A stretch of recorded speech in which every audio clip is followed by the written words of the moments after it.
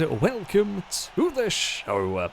We are here today on Forza Horizon 5 for a, I guess, challenge/tournament, if you like. This is the Nations Cup. We are going to be, well, representing various countries and seeing what one comes out on top across multiple disciplines of racing.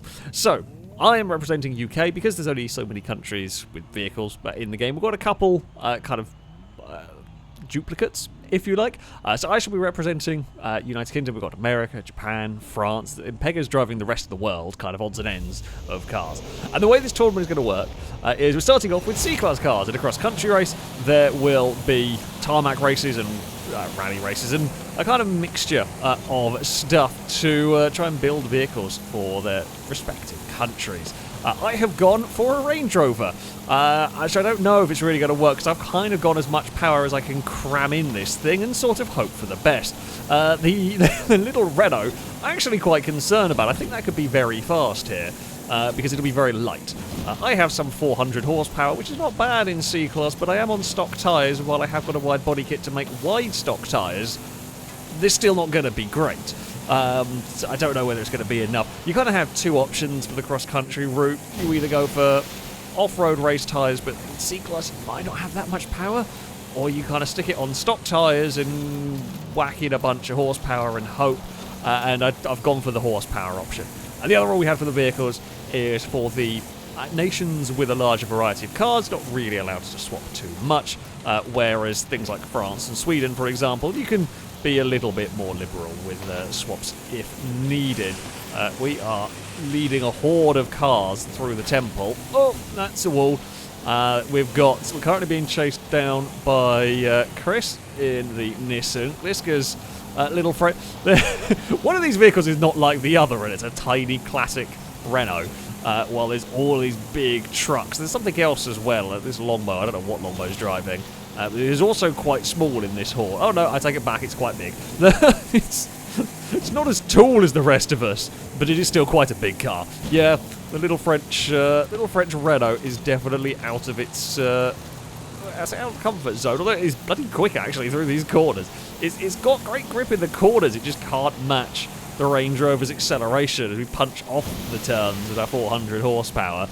That is a little bit, Titan is also pretty quick down the straight. So I'm going to guess, the Renault, it's probably the way to go with the Renault. Give it some good grip, because you know you're never going to get the same power as some of these other ones. So kind of try and make up your lap time in the corners. We are an absolute handful in the turns in this. It's not, I say that, it's not complete garbage, but it is not the easiest thing in the world to drive. The Oldsmobile, I would presume, will still be front-wheel drive, which is actually working quite well. We are struggling. Funnily enough, who would have thought it? We are struggling for grip through this never-ending corner. The Oldsmobile is having a look to the inside. I don't quite know where it's going to appear. There it is. I got no grip. It's fine, because we will get the power down, hopefully, and just drive away.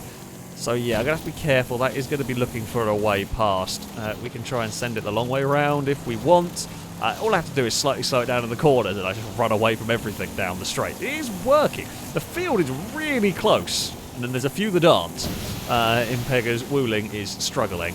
The rest of the world didn't have great selection when it came to C-Class, not going to lie. But there we go. I think Speed Beast is, I think, an American car. Mute's in the Italian car that also didn't have a great selection for C-Class. I think they're an LMO02, if I remember correctly. That Oldsmobile, we're very quick in a couple of places, but here is where we are not all that quick. The Oldsmobile is taking a look around the outside there. Yeah, I've got to be very careful. Well, this kind of turn 1, 2, 3 area is probably the biggest concern for me, because we are an absolute barge. We are not great through here. The Oldsmobile is now up alongside, and the Renault is past. Yeah, this is going to be a problem. I've got the straight line speed here to go and fight back past again, which we do. And it's this next section is where we are very strong. Oh, Gliska almost got in trouble with a tree. Yeah, it's down here. We've got the acceleration and through the water. We're pretty good. So we'll retake the lead. Just got to try and make sure. See, we'll be very strong through the water, whereas like the Oldsmobile and Renault will not. I need the Titan and the Ranger to get involved if they can. Try and slow down the traffic. Because if those are close by the time we go through this temple, I could be in a spot of bother. We're going to park it on the apex. I mean, the Renault sent it, but the little Renault is not going to do much against a Land Rover in a contest. Oh, and then it's a drag race to the line here. I mean, we're going to send it back to the inside at turn 1. Not going to complete a move through here. It's really kind of me versus a Renault, potentially with Longbow, although the Oldsmobile is further back. Okay, can we repass the Renault by the end of the lap? This is where... this is the big question. Has Gliss got far enough away with that car? We are likely to repass it going through the water. It's just how much of a gap can we pull? Can I pull a gap even here? Because we are... might be a bit too far back. Come on, Range Rover. Use all that 400 horsepower. We are going to fire it back up the inside here, because we know we can. The question is, can I compromise the Renault enough? No, not really.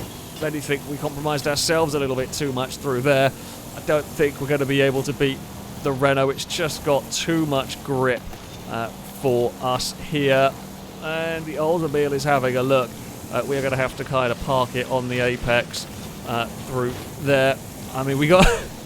I had to be really careful not to end up in the inside wall. That's what I was worried about. I thought we were going to get squeezed into that. Thankfully, we didn't.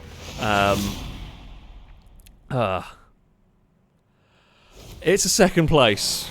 The Range Rover, I mean, it had its strengths. Its straight line speed was good, but we just couldn't live with the little Renault. That will claim victory. It was a massive tussle. We were just very difficult to pass because we were so fast in a straight line. We just made a very, very wide vehicle. The Wuling, not off to a great start, was always likely to just to struggle a little bit in this field. The Corvette also probably not quite the fastest. An entertaining first race, most definitely, and it's a victory for France. We move on to B-Class next. For this one, it was a B-Class technical circuit. We've got one of the most, well, technically demanding tracks in the game. I am driving a Corsa. I've got front-wheel drive. Impega has got that Veloster. Likely to be quite good. I do like the Veloster N in this game. We will see how it goes. I mean, we've got a lot of front-wheel drive cars going on in this one. I've gone for a choice in terms of my tyres here. I'm on rally tyres with this car, which I know we're not off-road, however, they are kind of grippier than sport tyres. I'm just trying to remember the order, while giving us a bit more PI to work with than semi-slicks. I know we are on a full grip circuit, but I'm thinking the acceleration might come in handy. Oh, we're all going to get stacked up down here. I'm trying to get underneath a Mini and a Civic. Ollie is running away with the Australian contingent in this one at the moment. I am in the middle of pain. We're in the hatchback squad. We've got a lot of straight line speed. That's why I went for the rally tyres, is the hope that they might work in all of this. Impega's going to have a look to the inside. It's slightly locked the brakes on the inside of that one, which was less than ideal there. It's a Gremlin holding on to third at the moment, which is I'd say surprising. I don't quite a lot of understeer through there. And Pega with a very big amount of airtime going on. Right, can't get that quite stopped. It's kind of a question of, was it the right decision to go for the rally tyres? Would I have been better off on semi-slicks? That is the real big question. This part of the lap, the rally tyres are better. Well, the power's better, essentially. The semi-slicks would be better at the first kind of part of the lap. We are to the inside of the Mustang and past, and in fact the Corsa outruns a Mustang in a straight line. That makes loads of sense. I've got to be a little bit wary of the Veloster. That thing is rapid down the straights, and it is there having a look. We are going to try. I mean, Okay, we're not going to catch Ollie. No matter what happens, we lost too much time early on that the Holden is gone. We might catch the Gremlin, and we might catch the Lamborghini as kind of a best-case scenario. Oh, well, we caught the Gremlin. Caught the Gremlin at a really bad point. We carried a lot of speed through there. Sadly, for us, the Gremlin did not. And we are now stacked up back here. It has put the Hyundai back into a range. The Gremlin's got some straight line speed on us. Maybe not a big surprise about that. Oh, it's a big squabble back there. It's a huge fight back there, actually. Got a couple of laps. I think the Lamborghini might be out of range now, barring anything untoward happening.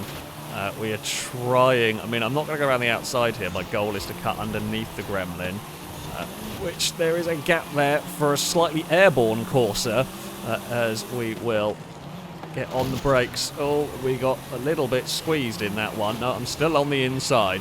Oh, God, Dom. Very nearly got squeezed into a bollard, so I'm going to make sure the Corsa is wide through the next corner.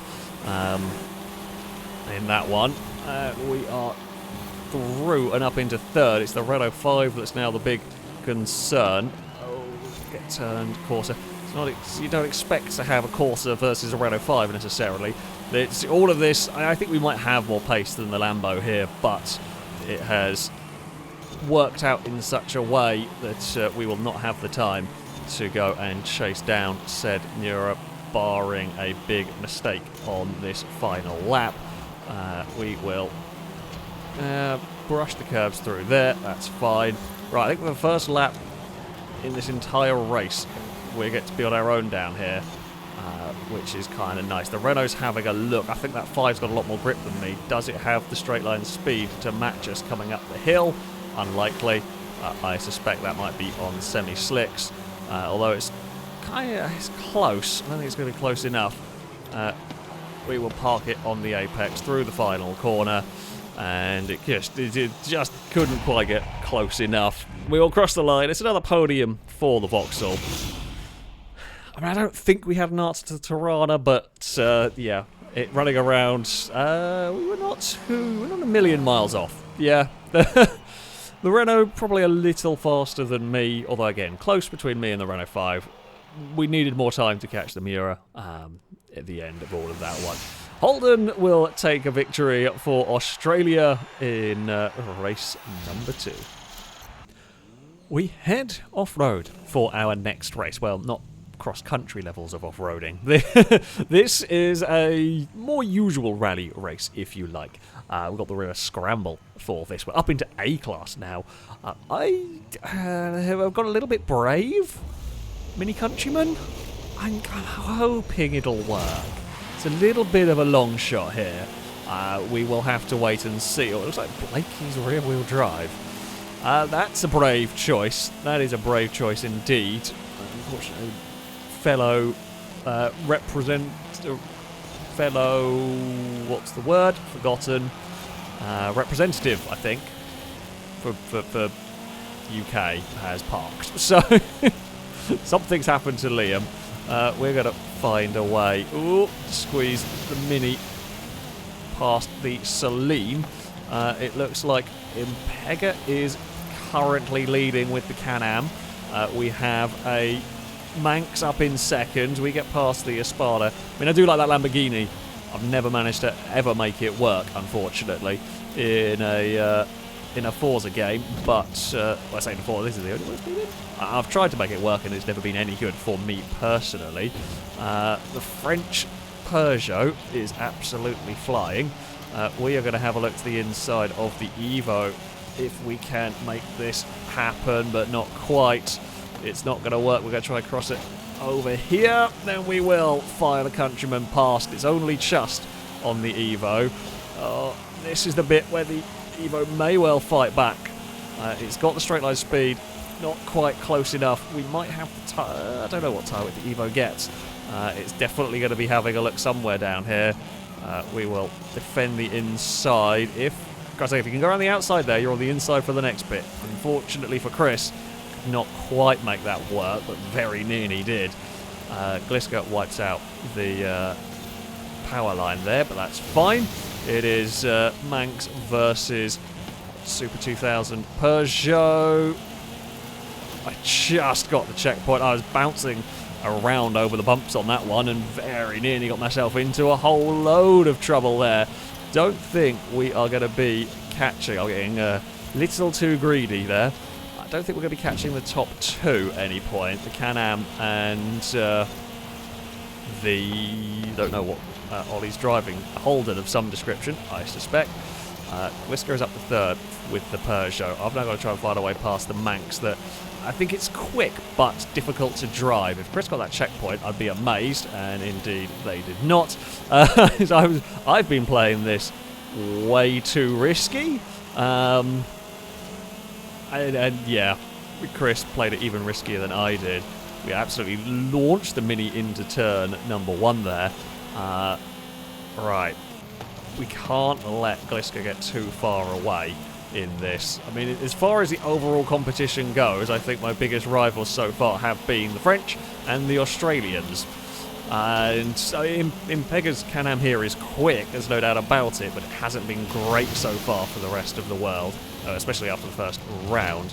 Oh, that Manx brakes earlier than I do down there. Problem is, I'm struggling to out-accelerate something that's so light. It just launches off the corners and goes, which is something. I mean, I can accelerate quite well. I just can't accelerate as well as that. We are gonna. Well, we get choked around a little bit, but the Countryman is at least pretty stable. I'm playing it again. I'm playing it so risky on these checkpoints. Just trying to get every tenth of a second out of the vehicle, basically, which is means getting to within millimeters of missing these checkpoints. And I mean, the Manx is doing the same. We're all playing it so risky on these checkpoints, trying to outdo one another. Someone is going. Chris has already got into trouble. The Manx has got into trouble around turn one. Is slow on the exit there. However, we are not going to be close enough to have a look here. Can we get underneath it? No, it parks it on the apex. If anything, Longbow is catching while we are stuck a little bit in this fight. Whoa! Manx is out a little bit wide there. We will try and go through the narrow bit of water and get some momentum. And I think we will now be able to sweep across. If I can get the front end to bite just about well enough. The Manx struggles through that corner anyway.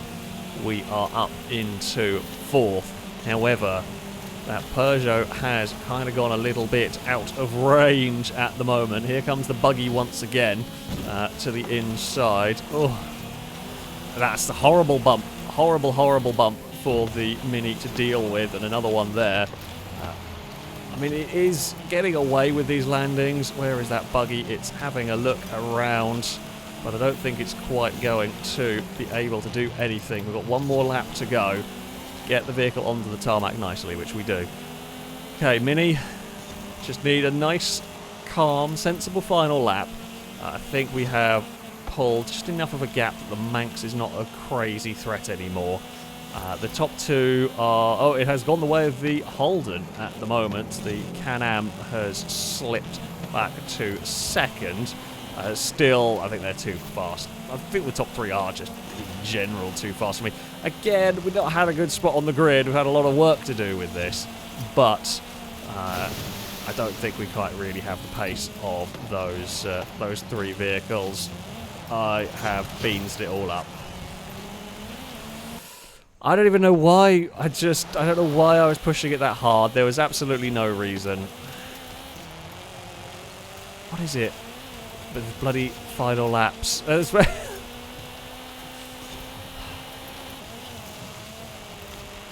god. I mean, it was inevitable at some point with the way I've been driving this car.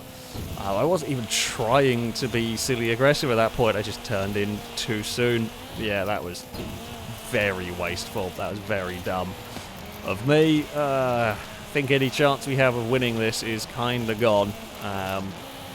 With that, I think it was going to be a difficult one anyway. Definitely is now. God damn it. I mean, it wasn't like we were going to be losing a race win. As I said, the top three were too fast for us in the Countryman. Very spread out, this one. Very, very spread out indeed. Yeah, I mean, Countryman not bad. Not bad at all. As far as